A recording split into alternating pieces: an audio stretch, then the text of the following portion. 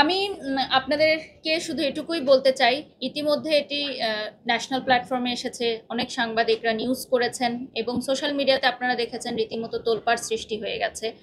উদ্দেশ্য প্রণোদিতভাবে যে বা যারা বারবার আমার এই ক্যারিয়ার নষ্ট করতে চাচ্ছেন, আমার এই সুনাম, আমার দীর্ঘদিনের পরিশ্রম এবং সততার সাথে একটা জায়গা তৈরি করে আমি এখন ব্র্যান্ড প্রমোটার হিসাবে যে স্ট্যাবলিশ হয়েছি এবং আমি এখন এক বা একাধিক ব্র্যান্ডের ব্র্যান্ড অ্যাম্বাসেডর হিসেবে যুক্ত আছি, সেই সকল ব্র্যান্ডের ভ্যালু নষ্ট করা, সেই সকল ব্র্যান্ডের মানহানি এবং ব্র্যান্ড অ্যাম্বাসেডর হিসেবে আমি বারিশক আমার মানহানি করার জন্য কিছু দুষ্টু চক্র উঠে পড়ে লেগেছে। আপনারা বিগত কয়েক মাস আগেও দেখেছেন একটি বেসরকারি টেলিভিশনে আমাকে বিভিন্নভাবে হেয় করার চেষ্টা করা হয়েছে এবং পরবর্তীতে বিভিন্ন কন্টেন্ট ক্রিয়েটাররা বা নতুন ব্র্যান্ড প্রমোটাররা আমাকে নিয়ে বিভিন্ন ধরনের কন্টেন্ট তৈরি করেছে, যেটা আমার জন্য মানহানিকর।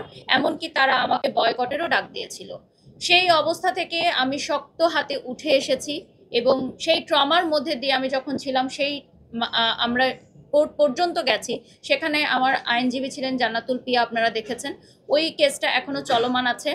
আমি আসলে একজন নারী হিসেবে কখনোই একজন নারীকে ক্ষয়ক্ষতি করা বা একজন নারীর পিছনে লেগে থাকা এগুলো পছন্দ করি না, কারণ ব্যক্তিগতভাবে আমার এত সময়ও হয় না।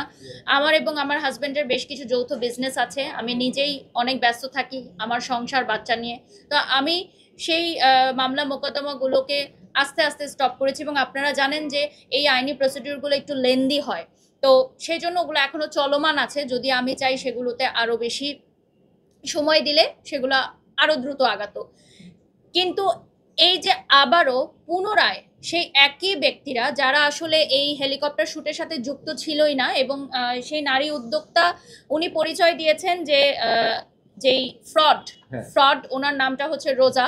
আমি ওনাকে ফটোশুটের দিন ওনার সাথে আমার দেখাও হয়নি, কিন্তু প্রেস কনফারেন্সে মিথ্যা অভিযোগ দেওয়া হয়েছে যে আমি ওনার সাথে খারাপ ব্যবহার করেছি, যেই মানুষটার সাথে আমার দেখা হয়নি। এবং ওখানে দুইজন সাংবাদিক উপস্থিত ছিলেন, আমি ঠিক জানি না ওনাদের নামটা।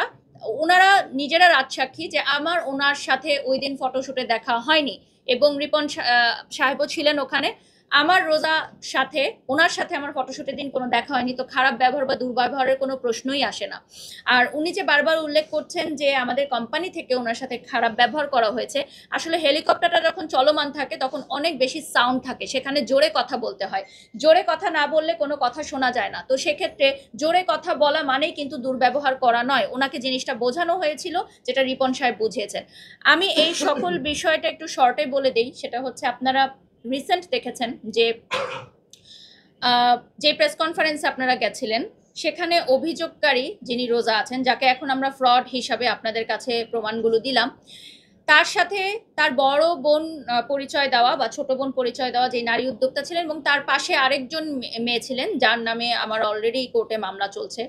তো এই তিনজন মিলে উদ্দেশ্য প্রণোদিতভাবে আমার নামটি ব্যবহার করে আমাকে হেয় প্রতিপন্ন করার চেষ্টা করেছেন এবং পরবর্তীতে সেই নারী উদ্যোক্তা লাইভে এসে অশালীন ভাষায় অঙ্গভঙ্গি করে, অকথ্য ভাষায় গালিগালাজ করে আমাদের সম্পূর্ণ মিডিয়া ইন্ডাস্ট্রি এবং সামাজিক যোগাযোগ মাধ্যমকে, মানে আমি জানি না এটা কোন ভাষা ব্যবহার করতে হয়, সকল নারী জাতিকে অপমান করেছেন। একজন মা হিসাবে আমার বডি শেমিং করেছেন।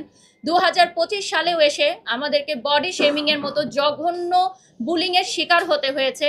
আমার মানসিক স্বাস্থ্যের কথা চিন্তা করে আমি আজকে এখানে এসেছি যে এই ধরনের, মানে নারীরা যারা সামাজিক যোগাযোগ মাধ্যমে বুলিং করে থাকেন এবং এইটাই এস্টাবলিশ করে থাকেন যে বুলিং করার মাধ্যমেই রিচ, ফেসবুক রিচ এবং ফেসবুকের ভিউ বাড়ানো যায়, তাহলে আমাদের পরবর্তী জেনারেশন বা সমসাময়িক যারা আছে তারা এটাই ধরে নিবে যে আমরা সামাজিক যোগাযোগ মাধ্যমে আর কোনো ভালো কাজ করব না, আমরা ঝগড়াঝাটি করব, গালাগালি করব, বুলিং করব, অশালীন ভাষা ব্যবহার করব, অঙ্গভঙ্গি করব, তাহলেই কেবলমাত্র আমাদের প্রচার প্রসার হবে, ভিউ হবে, আমরা ভাইরাল হব। ভাইরালকে একটা নোংরা শব্দ হিসাবে তারা ব্যবহার করছেন এবং আমার নাম তারা বিভিন্ন জায়গায় ছবি সহ প্রকাশ করছেন, ওই ভিডিওগুলো ক্লিপ কেটে কেটে ছোট বাচ্চাদের সামনে অকথ্য ভাষায় ব্যবহার করা হচ্ছে, তাদের স্টাফদের সামনে তাদের স্টাফরাও যুক্ত হয়ে বিভিন্ন অঙ্গভঙ্গি করে দেখানো হচ্ছে। এবং তিনি লাইভে এসে সরাসরি বলেছেন যে ব্র্যান্ড প্রমোটারদেরকে ব্র্যান্ডের মালিকরা টাকা দিয়ে ভাড়া করে কিনে এনে চাকরের মতো খাটায়। চাকর শব্দটা তিনি উচ্চারণ করেছেন এবং বলেছেন যারা মডেল, যারা নায়িকা, যারা হচ্ছে আমরা যারা ব্র্যান্ড প্রমোটার, তাদেরকে ভাড়া করে টাকা দিয়ে নিয়ে এসে চাকরের মতো খাটানো হয়। তার মানে কি আমরা যারা আছি এখানে উপস্থিত আমরা সবাই চাকর? যারা জব করছেন তারা সবাই বসের আন্ডারে চাকরের মতো খাচ্ছেন টাকার বিনিময়ে? আমার বাবা, আপনার মা, আমার বোন কোথাও না কোথাও চাকরের মতো খাচ্ছে। সকল নারী জাতিকে অপমান করা হয়েছে, সকল পুরুষ জাতিকে অপমান করা হয়েছে, বডি শেমিং করা হয়েছে। আমার জিমের ইনস্ট্রাক্টর সহকারে আমাদের অঙ্গভঙ্গিগুলো করে দেখানো হয়েছে।